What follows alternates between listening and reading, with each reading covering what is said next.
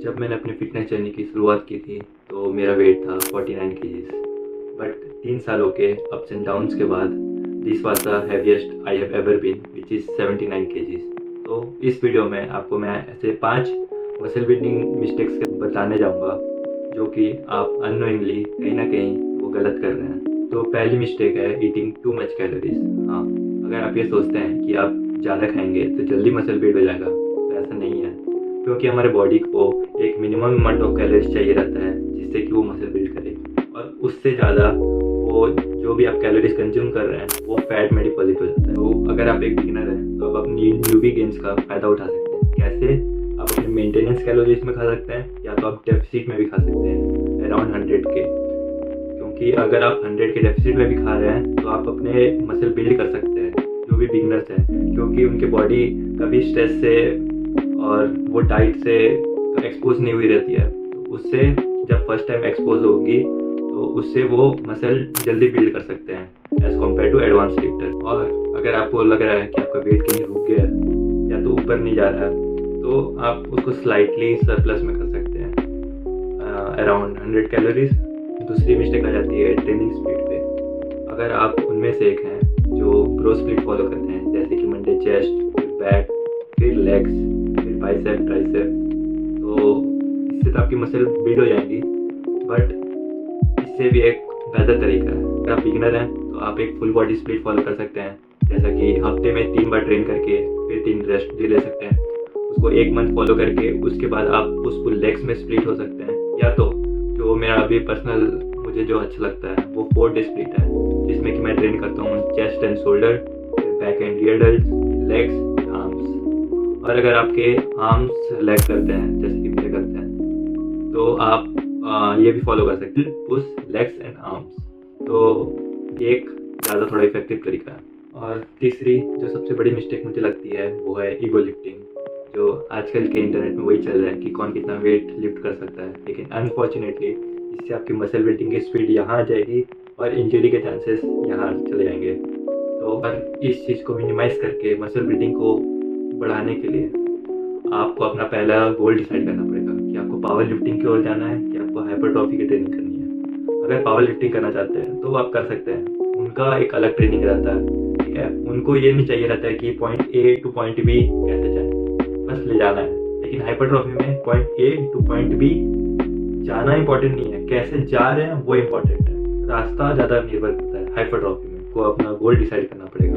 अगर हाइपरट्रॉफी के लिए कर रहे हैं तो स्टार्टिंग से अच्छे से स्लो नेगेटिव्स, जैसे आप अगर बाइसेप कर्ल कर रहे हैं तो 1 सेकंड के लिए ऊपर गए, होल्ड किए, फिर 2 या 3 सेकंड्स के नेगेटिव में आप डंबल को नीचे ले जाएं, जिससे कि आपके मसल्स को ये नहीं पता चलता कि आप कितना वेट उठा रहे हैं। आपके मसल्स को ये पता चलता है कि आपके मसल्स में टेंशन कितना आ रहा है। जितना ज़्यादा टेंशन आएगा उतना ज़्यादा इफेक्टिव रहेगा और उतने ज़्यादा आपके मसल सोर होंगे, जिससे कि मसल बिल्डिंग के चांसेस और बढ़ेंगे। और चौथी मिस्टेक है नॉट ट्रेनिंग टिल फेलियर। आप बहुत से लोगों को देखे होंगे कि उनको तो ये तो पता रहता है कि 8 से 12 के रेप रेंज में करना है या फिर 12 से 15 के रेप रेंज में करना है, बट या 8 से 12 के रेप रेंज में करके, मतलब अगर लोग कर रहे हैं, ठीक है, आप मान लीजिए एक पर्सन ए बाइसेप कर्ल्स कर रहा है, उसने 8 रेप्स कर लिए। 8 रेप्स के बाद अगर वो और 4 रेप्स कर सकता है तो उसे वो 4 रेप्स करने हैं, और वो 4 रेप के बाद अगर वो 1 रेप भी मतलब लिफ्ट नहीं कर पा रहा है तो वो उसका फेलियर आ जाएगा, ठीक है। और फेलियर्स के भी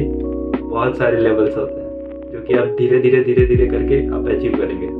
most of the compound movements में अगर आप या आइसोलेशन मूवमेंट्स में आप अगर कोई भी रेप रेंज ले रहे हैं, एक एग्जांपल ले लेते हैं कि आप अगर आप 8 से 10 के रेप रेंज में कर रहे हैं और आइसोलेशन मूवमेंट्स 12 से 15 के रेप रेंज में कर रहे हैं, तो आपको ऐसा वेट चूज करना है कि आप 8 से 10 के रेप रेंज में फेलियर को हिट करें, वो 8 से 10 के रेप रेंज में।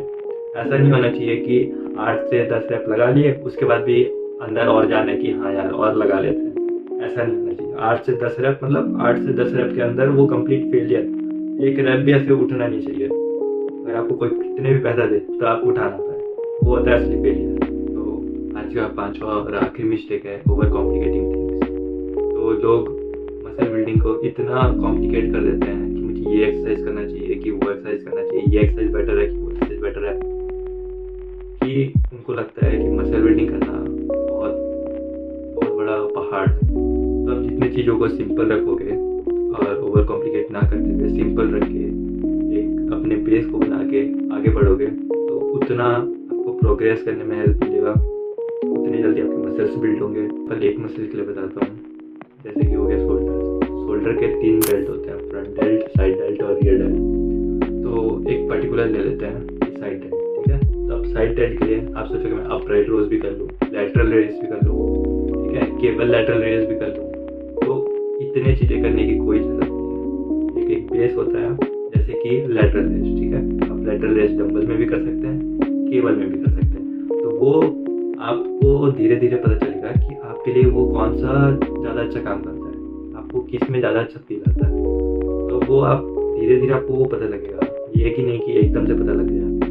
लेकिन हर एक्सरसाइजेस के बेसिक मूवमेंट्स को पिक करके उसमें प्रोग्रेस करके आप वर्कआउट करें तो वो चीज़ ज़्यादा बेनिफिशियल होगा और उसमें आप सब्स्टिट्यूट कर सकते हैं। जैसे बैक के लिए हो गया, बैक के लिए आ जाता है एक वर्टिकल पुल, एक हॉरिजॉन्टल पुल। तो वो 2 मूवमेंट को लेके आपके दोनों, एक वर्टिकल और एक हॉरिजॉन्टल में से कोई भी 2 आपके फेवरेट एक्सरसाइजेस चूज़ करके आप उसमें प्रोग्रेस कर सकते हैं, जिसमें कि आपको ज़्यादा फील आता हो, ना कि कौन सा ज़्यादा बेस्ट हो।